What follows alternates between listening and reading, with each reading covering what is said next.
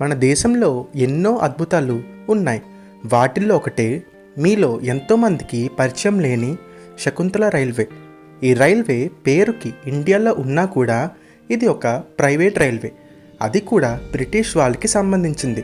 So ఈ railway ఏంటో, ఎప్పుడు ఇది మొదలైందో, దీని గురించి పూర్తి విషయాలు ఈ వీడియోలో మీకు అందిస్తాను. దానికంటే ముందు మీరు నా ఛానల్ని సబ్స్క్రైబ్ చేసుకోకపోతే సబ్స్క్రైబ్ చేసుకోవడం మర్చిపోవద్దు. ఓకే, ఇంకా ఈరోజు వీడియోలోకి వెళ్తే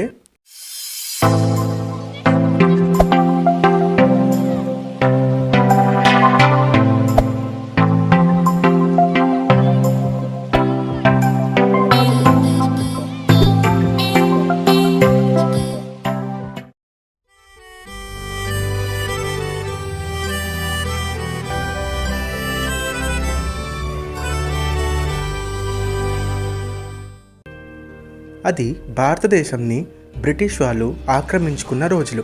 అది 1814వ సంవత్సరం. బ్రిటిష్ వాళ్ళు ఇండియాని ఇంకా ఆక్రమించుకొని వాళ్ళు ఇంకా ఎదగాలని అనుకున్నారు. మన దేశంలో ఉండే మట్టి మరెక్కడా దొరకదని భావించి బ్రిటిష్ వాళ్ళు మన దేశంలో మొదటిసారి కాటన్ని పండించాలని, దాని ద్వారా డబ్బులు సంపాదించాలని ఆలోచనలో పడ్డారు. దానికోసం వారు మొదట అప్పట్లో భారతదేశం రాజధానిగా ఉండే కల్కటాలో ఉన్న ఒక ప్రాంతంలో పండించడం మొదలుపెట్టారు. దానికోసం ఒక కాటన్ మిల్ని కూడా నిర్మించడం మొదలుపెట్టారు. ఆ మిల్ని 1818వ సంవత్సరంలో భారతదేశంలో బ్రిటిష్ వాళ్ళు మొదలుపెట్టిన మొట్టమొదటి కాటన్ మిల్ అదే బౌరా కాటన్ మిల్. అదేవిధంగా ఫోర్ట్ గ్లాస్టర్ మిల్ని 1830 సంవత్సరానికి తెరవడం జరిగింది. కానీ కాటన్ని పండించాలంటే ఆ నేల సరిగ్గా లేదు, దానికి తగ్గట్టు లేకపోవడంతో వాళ్ళు ఎంతో నష్టపోయేవారు. ఎన్నో సంవత్సరాలు సరైన భూమి కోసం వెతికి చివరికి భారతదేశంలో ఉన్న పశ్చిమ భారతదేశంలో కాటన్ని ఆ నేలలో బాగా పండించవచ్చని గ్రహించి అక్కడ ఆ పంట వేయడం మొదలుపెట్టారు. దానికోసం వాళ్ళు ఎంచుకున్న ప్రాంతం మహారాష్ట్ర. కనుక ఈ కాటన్ని పండించి వారు ఆ పంటని ఇంగ్లాండ్కి ఎగుమతి చేయాలని అనుకున్నారు. దానికోసం వారు ఆ ప్రాంతంలో పోర్ట్ ఉన్న బాంబే అయితే సులువుగా ఉంటుందని వారు ఆ లోడ్ని ఎగుమతి చేయాలని అనుకుని మొత్తానికి భారతీయుల సహాయంతో 1851వ సంవత్సరంలో ఒక స్పిన్నింగ్ అండ్ వీవింగ్ కంపెనీని నిర్మించడం మొదలుపెట్టారు. అదే Bombay spinning and weaving company. ఇది మన దేశంలో మన వాళ్ళు ప్రారంభించిన మొట్టమొదటి కాటన్ మిల్. దీనిని సి నానాభాయ్ దావర్ గారు బ్రిటిష్ వారి సహాయంతో నిర్మించడం జరిగింది. ఈ మిల్ని 1854వ సంవత్సరానికి పూర్తి చేశారు. ఈ మిల్ లాభాలు తెచ్చిపెట్టడంతో మరొక కాటన్ మిల్ని 1859వ సంవత్సరంలో అహ్మదాబాద్లో నిర్మించడం జరిగింది. అదేవిధంగా మహారాష్ట్రలో ఉన్న చాలా ప్రాంతాలకి ఇదే ఎక్స్టెండ్ అయింది. మెల్లగా మహారాష్ట్రలో ఉన్న విదర్భ ప్రాంతంలో ఈ పంట బాగా పండించేవారు, కానీ బాంబే తీసుకుని వెళ్ళడానికి చాలా కష్టమయ్యేది. ఇలా ఇది ఒక్కొక్క ప్రాంతానికి ఎక్స్టెండ్ అవుతూ వెళ్ళింది. 1889వ సంవత్సరంలో ఔరంగాబాద్లో మరొక కాటన్ మిల్ని తెరవడం జరిగింది.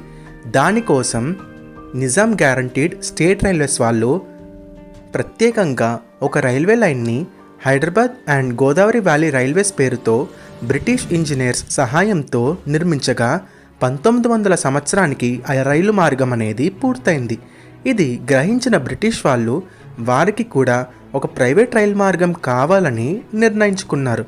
1857వ సంవత్సరంలో ఏర్పడిన క్లిక్ అండ్ నిక్సన్ కంపెనీ వాళ్ళ సహాయంతో దాని ద్వారా ఏర్పడిన సెంట్రల్ ప్రావిన్సెస్ రైల్వే కంపెనీ ద్వారా 1903వ సంవత్సరంలో ఒక రైల్వే మార్గాన్ని నిర్మించాలని అనుకున్నారు.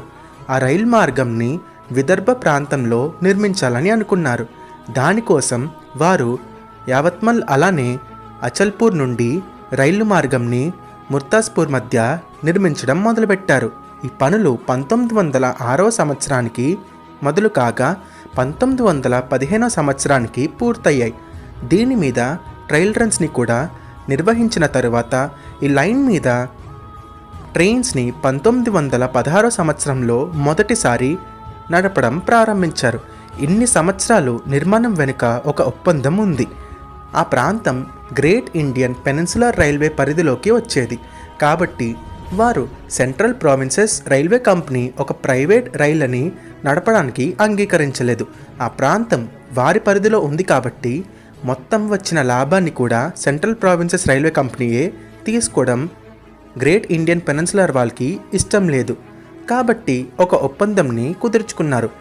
బ్రిటిష్ వారు కేవలం ఆ మార్గంలో ట్రాక్స్ని మాత్రం నిర్మిస్తారని, రైళ్ళని నడిపేది మాత్రం గ్రేట్ ఇండియన్ పెనిన్సులర్ రైల్వే వాళ్ళు అని ఒక ఒప్పందం చేసుకున్నారు.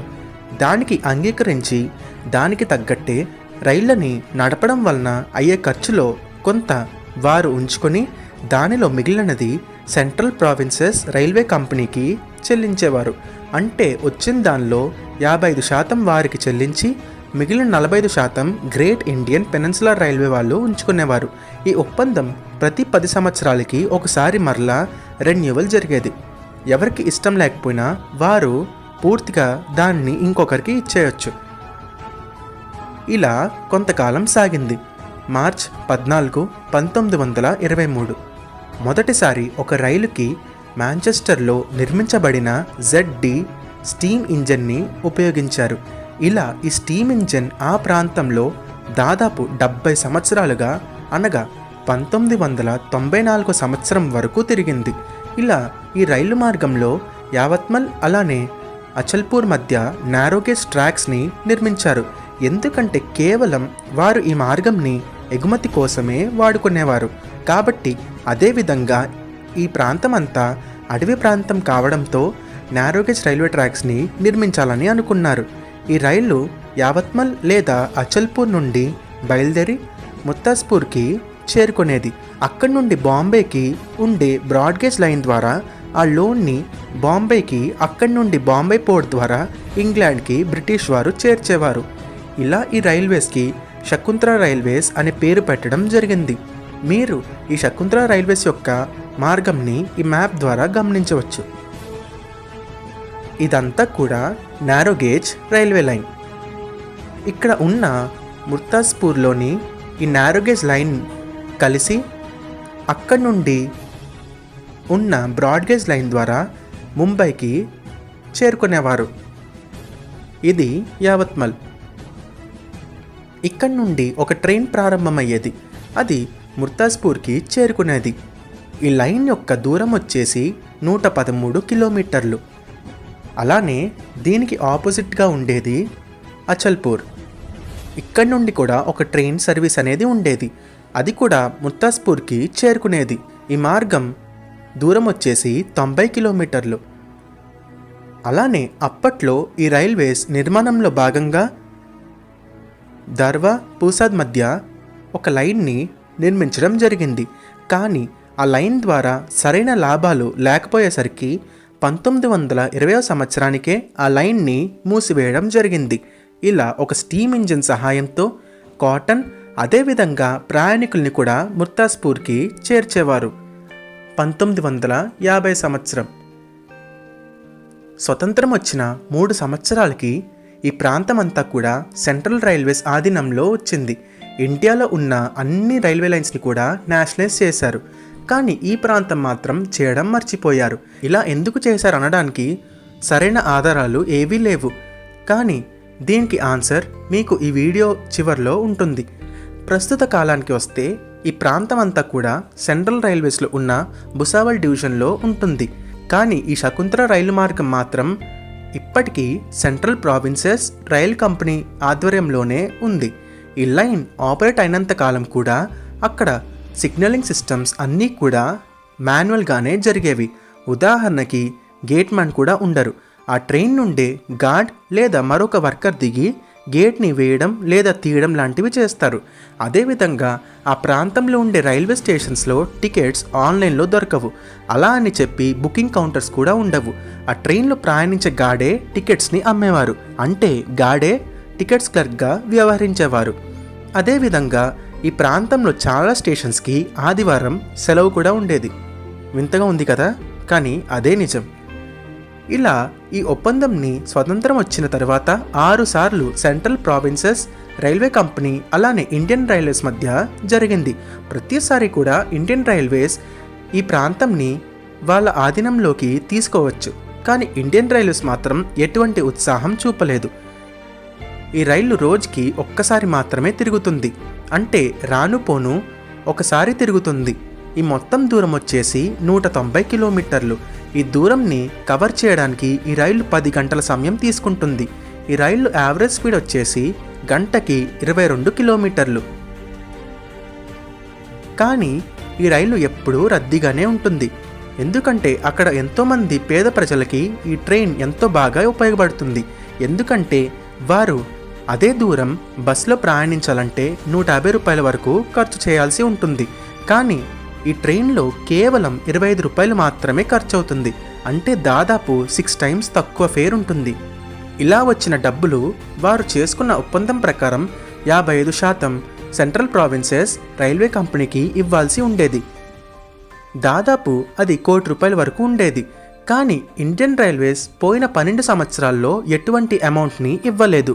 దీనికి కారణం వచ్చేసి ఆ ప్రాంతంలో ఉండే రైల్వే ట్రాక్స్కి ఉండే చిన్న చిన్న రిపేర్స్ని చేసేందుకు గాను అలానే ఇంకా మెయింటెనెన్స్ కోసం గాను డబ్బులు ఇవ్వకపోగా ఇంకా 18.80 కోట్ల రూపాయలు సెంట్రల్ ప్రావిన్సెస్ రైల్వే కంపెనీని ఇండియన్ రైల్వేస్ వాళ్ళు అడగడం జరిగింది.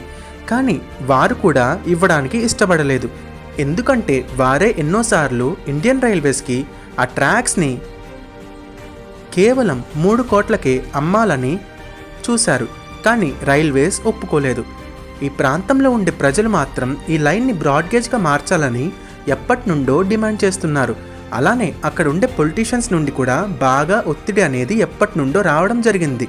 ఇలా రైల్వేస్కి కూడా ఈ ప్రాంతం నుండి ఎంతో లాస్ రావడం జరిగింది. మొత్తానికి 2016 సంవత్సరం నుండి ఈ రైల్వే లైన్ ఒక హిస్టరీగా మిగిలిపోయింది. ఆ సంవత్సరంలో అప్పటి రైల్వే మినిస్టర్ ఈ ప్రాంతంలో ఉన్న నారోగేజ్ని బ్రాడ్గేజ్గా మార్చేందుకు 1500 కోట్ల రూపాయలు శాంక్షన్ చేయడం జరిగింది. అప్పటి నుండి ఈ శకుంతల రైల్వేస్ నడవడం ఆగిపోయింది. కానీ ఇప్పటికీ బ్రాడ్గేజ్ పనులు మొదలు కాలేదు. ఇప్పటికీ మీరు యావత్మల్కి చేరుకుంటే మీరు ఈ ప్రాంతంలో ఇంకా బ్రిటిష్ కాలంలో ఉండే అనుభూతిని పొందుతారు. ఇంకా చాలా చోట్ల బోర్డ్స్ మీద మేడ్ ఇన్ లివర్పూల్ అని రాసి ఉండడం గమనిస్తారు. సో ఇప్పుడు ఈ లైన్ని ఎందుకు ఇండియన్ రైల్వేస్ నేషనలైజ్ చేయడం మర్చిపోయారు అనే విషయంలోకి వెళ్తే, స్వతంత్రం వచ్చిన సమయంలోనే Killick Nixon company central provinces railway company యొక్క ఓనర్షిప్లో దాదాపు భారతదేశంకి ట్రాన్స్ఫర్ చేయడం జరిగింది. చూసుకుంటే సెంట్రల్ ప్రావిన్సెస్ రైల్వే కంపెనీ ప్రస్తుతానికి ఒక నాన్ ఫంక్షనల్ కంపెనీ. కేవలం చదువుకోవడానికి పుస్తకాలకి మాత్రమే పరిమితమయ్యి ఉండిపోయింది. ఇది కూడా ఒక కారణం కావచ్చు. ఇండియన్ రైల్వేస్ ఎప్పుడైతే సెంట్రల్ రైల్వే ప్రావిన్సెస్ ఓనర్షిప్లో కొంత భాగం ఇండియాకి అప్పగించిందో ఆ సమయంలో ఈ రైల్వే లైన్ని స్కిప్ చేసి ఉండొచ్చు.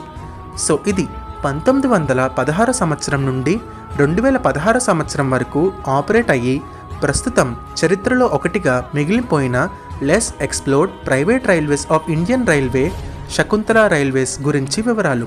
నా ఉద్దేశం ప్రకారం కనీసం ఈ ప్రాంతంని ఆ రైలుని ఒక మ్యూజియంగా మార్చినా కూడా ఎంతోమందికి ఇక్కడికి రావడానికి ఇంట్రెస్ట్ చూపిస్తారు. ఈ ప్రాంతం అకోలా జంక్షన్కి 30 కిలోమీటర్ల దూరంలో ఉంటుంది. ఒకవేళ అటుపక్క ప్రయాణిస్తే మాత్రం ఈ చోటుని తప్పకుండా విజిట్ చేయండి. ఈ వీడియో నచ్చితే లైక్ చేయండి. అలానే మీ ఎంకరేజ్మెంట్ ద్వారా ఇంకా ఇలాంటి వీడియోస్ని మీకోసం చేస్తూ ఉంటాను.